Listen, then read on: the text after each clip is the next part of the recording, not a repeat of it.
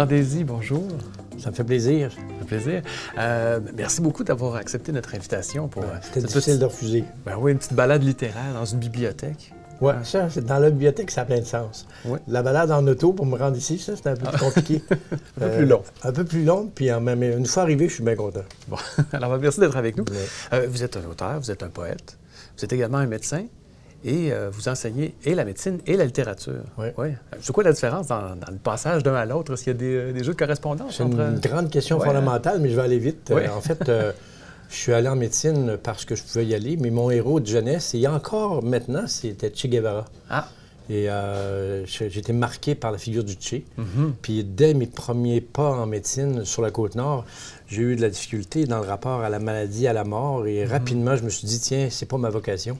Je vais aller en littérature. Il faut que je développe mon côté artistique. Et comme je n'étais pas musicien, si j'avais joué de la guitare ou du piano, j'aurais été en musique. Là, je suis allé en littérature. J'ai décidé de faire un doctorat en littérature. J'ai commencé à écrire.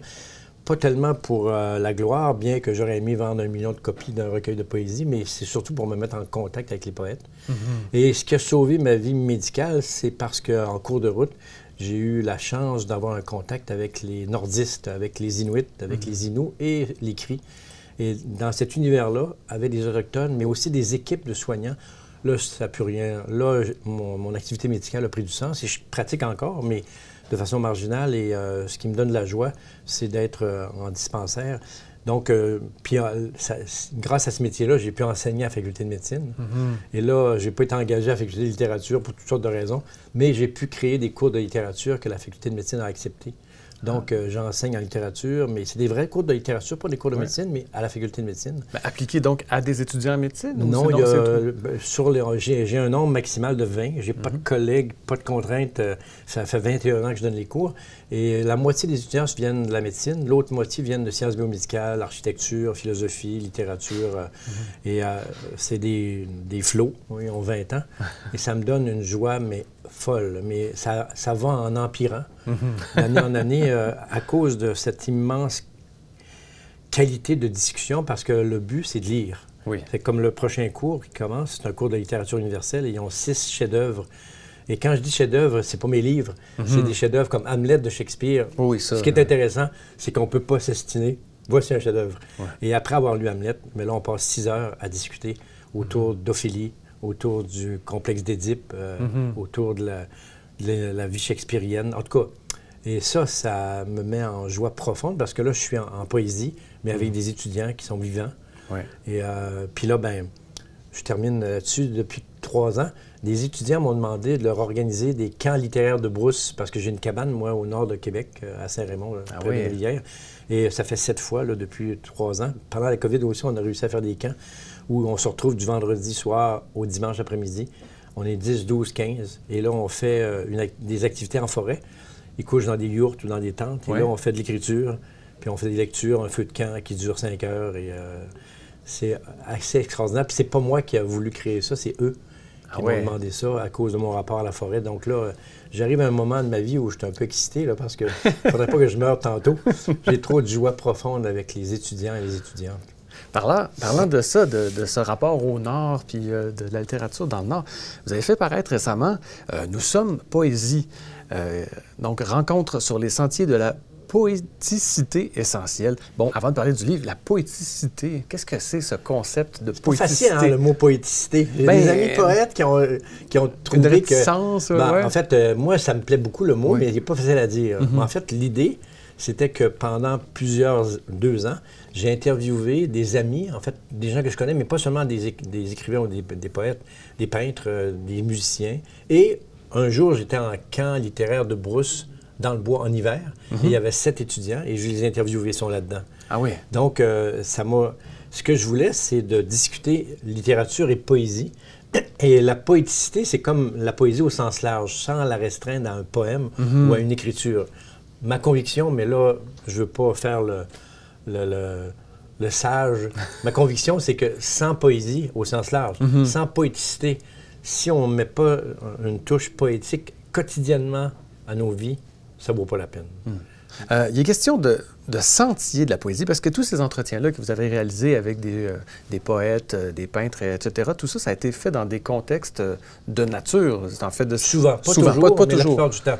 Parce que j'ai une cabane, moi, depuis 26 ans, dans une vallée au nord de Saint-Raymond-de-Port-Neuf, pas très loin de Québec.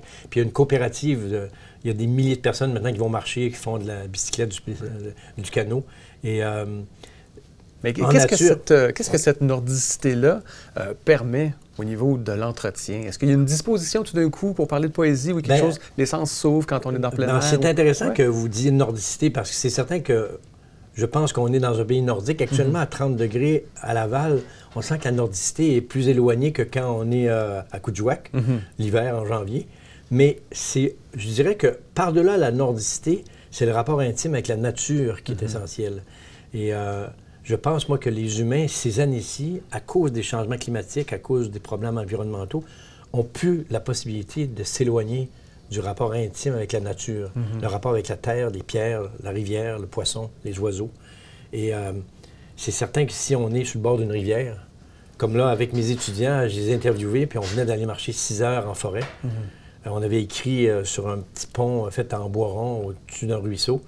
Cet état d'être-là augmente l'état poétique, à mon point de vue. Pas toujours, c'est pas nécessaire. L'urbanité, vivre à Paris, ça nuit pas à la poésie du tout. Mais à ce moment-ci, je pense, moi, sans le rapport à la nature, à l'expédition, au canot, au Grand Nord, à la nordicité, mais à l'univers nordiciste, ma vie ne serait pas la même. Ou je ne sais pas si je serais en état de joie comme j'essaie de l'être. Dans la teneur des questions que vous abordez avec toutes les personnes avec qui vous parlez, il y a parfois de l'inquiétude. On sent qu'il y a un point de bascule. Oh oui, on le sent en ce moment-là. Donc, la poéticité arrive comme une prescription pour essayer de tempérer. Vous êtes médecin, c'est pas une prescription. Ça me touche parce que jamais de ma vie... en fait, faire une prescription poétique, ça a du sens. Mais là, faut pas que mon ego explose. Là. En fait, toute ma vie, j'ai vu des enfants avec une pneumonie. Un antibiotique, c'est extrêmement précieux pour empêcher de mourir d'une pneumonie à 5 ans quand tu fais 105 de fièvre. Une prescription poétique, ma conviction, c'est que ça vaut la peine d'y croire, bien que scientifiquement, on doute de la validité de la lecture, mettons, de La marche à l'amour de Gaston Miron, si on souffre d'un cancer. Oui, bon, c'est pragmatique, là, mais il y a quelque chose... On peut douter, bien que l'état poétique, le fait d'être en état de marche à l'amour, en contact avec quelqu'un qui nous aime et qui nous apporte des soins, ne peut pas nuire au combat contre la maladie. Sens et poésie. La poésie existait bien avant qu'on la nomme. Depuis, elle se manifeste, elle est palpable et audible. Elle a permis que soient offertes au monde des milliers, des centaines de milliers d'œuvres sensibles. Indéniablement, elle a aidé les humains à créer du sens, ou plus simplement, à toucher au sens. Bien des artistes plongent dans leur art pour intensifier le sens qu'ils souhaitent donner à leur vie et qu'ils trouvent parfois. Quand on interroge certains poètes à propos de la poésie en général, ils glissent tout de suite vers le mot « sens ». Un des attraits de la poésie tient au fait que le sens y est le plus souvent multiple. Sens, mot-clé, qui permet de contrer, entre autres, un fort sentiment d'absurde. J'ai à côté de moi ici un beau petit chariot magique, en ceci, qui propose des livres qui, ma foi, des fois, résonnent assez bien. Par exemple, Bernard Moitessier, La longue route. C'est un chef-d'œuvre. Oui. Bernard Moitessier, les Français ont bien des qualités, mais une des qualités, c'est leurs explorateurs et exploratrices. Et Bernard Moitessier, c'est hallucinant parce que c'est un des premiers qui a fait le tour de la planète tout seul sur un voilier. Et La longue route, ça raconte ses péripéties.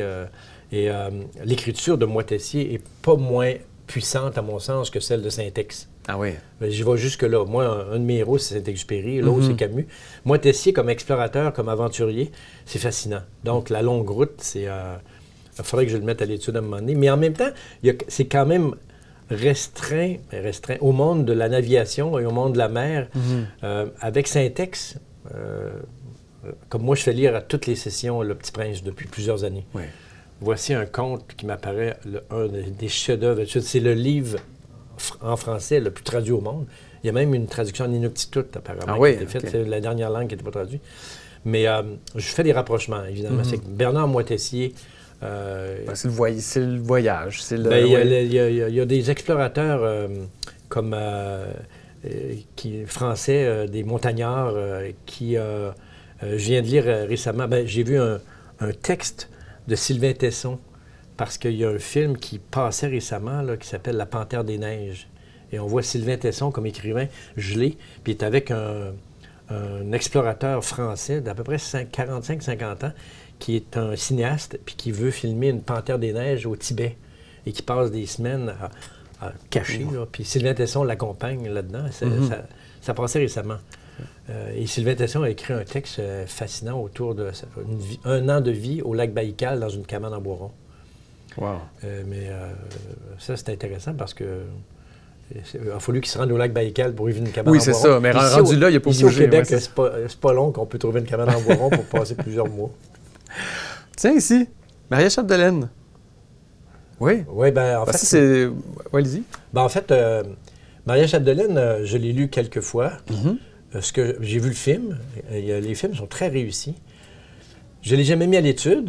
Ça ne me tente pas de faire des commentaires négatifs. Ce que je trouve extraordinaire là-dedans, c'est la mise en situation de ce que était, pas ce devait être, mais était la vie au Québec, mais dans un Québec régional, comme au nord du lac Saint-Jean, au début du 20e siècle, ou fin 19e siècle. La vie de colon, mais dans le meilleur sens du terme. Oui. Puis Maria Chapdelaine est quand même une personne phare dans le roman. C'est qu'il y a quelqu'un, un Français, qui a réussi à décrire ce qui, me semble-t-il, était et a fait partie de la vie intense de nos racines. C'est que si quelqu'un arrive du Cameroun, puis il vient d'arriver ici depuis un an, puis il dit « C'était quoi la vie au Québec en 1912 ?» Ben là, la lecture de Maria Chapdelaine pourrait l'aiguiller. Vraiment, ça pourrait donner un excellent aperçu de ce que sont nos racines. Est-ce qu'il y a encore du monde qui vit à la Maria Chapdelaine maintenant? Pas beaucoup. Est-ce que c'est nécessaire de revenir à Maria Chapdelaine? Probablement pas. Mais c'est quand même fascinant. Et peut-être un petit dernier, tiens, pour la route. Madame Bovary de Flaubert. J'en parle à mes étudiants souvent. Moi, dans ma vie, je ne sais pas si j'ai lu un auteur qui avait autant de talent que Flaubert. Je me demande si ça ne dépasse pas même celle de Victor Hugo. La langue de Flaubert est fascinante. Il y a quelque chose de fluide qui est donné. C'est un cadeau. En fait, la possession du langage par Flaubert est hallucinante. Je ne sais pas s'il y a un auteur qui possédait autant la langue que Flaubert et Victor Hugo. Madame Bovary, là, j'ai des bémols. J'ai des bémols sur l'histoire elle-même. Oui. Son mari, Madame Bovary, était médecin. C'est un pauvre diable, très amoureux. C'est assez caricatural à mon point de vue, mais là, j'arrête. Ça ne me tente pas de faire de critique de Madame Bovary. Ce qui est fascinant dans tout Flaubert, c'est la langue. C'est la plume. C'est la plume. Ouais. C'est que dans le fond, la plume, à mon point de vue, dépasse infiniment l'histoire elle-même. Tandis que là, si on veut me demander quelle plume équivaut à l'histoire, ben là, je vais dire la peste de Camus. Oh, wow! Là, moi, je fais lire La Peste, ça fait 15 ans, là, dans la session d'hiver, dans mon cours qui s'appelle Souffrance, littérature et humanisme. Et là, La Peste de Camus, aïe aïe. Jean Désy, merci beaucoup pour cet entretien. On rappelle que votre recueil d'entretien, Nous sommes poésie, ces rencontres-là sur les sentiers de la poéticité essentielle, est disponible dans toutes les librairies de Laval et ailleurs. Et puis, je vous remercie beaucoup pour... merci mille fois. En tout cas, il s'en est vendu 55 000 copies. Non, c'est pas vrai. Dans le bois. Dans le bois, oui, c'est ça. Il y a des jours noirs qui ont voulu acheter Nous sommes poésie. C'est vrai que ça s'est vendu le plus. Non, merci beaucoup. Plaisir.